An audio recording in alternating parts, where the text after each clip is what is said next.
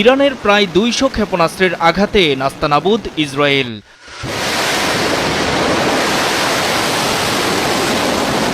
মঙ্গলবার রাতের এই হামলায় দক্ষিণ ইসরায়েলে অবস্থিত দেশটির অন্যতম প্রধান নেভাতিম বিমান ঘাঁটি ঝাঁঝরা করে দেয় তেহরান। গাজা ও লেবাননে চালানো গণহত্যার প্রতিবাদে এই ভয়াবহ হামলার পর উল্লাসে ফেটে পড়েন ইরানের সব শ্রেণী পেশার মানুষ। রাজধানী তেহরানে উল্লাস করা মানুষের হাতে ছিল ইরানি এবং হিজবুল্লাহর পতাকা।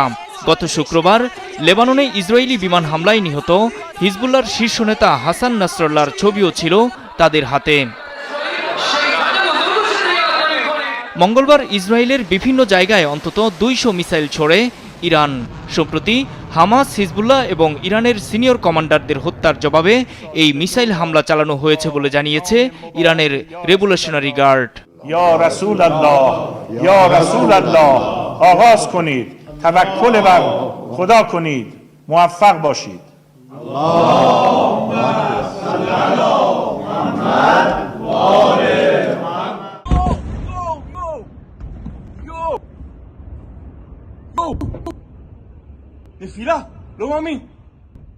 ইরানের রাষ্ট্রীয় টিভি চ্যানেল জানিয়েছে মিসাইলের লক্ষ্যবস্তু ছিল ইসরায়েলের বিমান ও রাডার ঘাঁটি।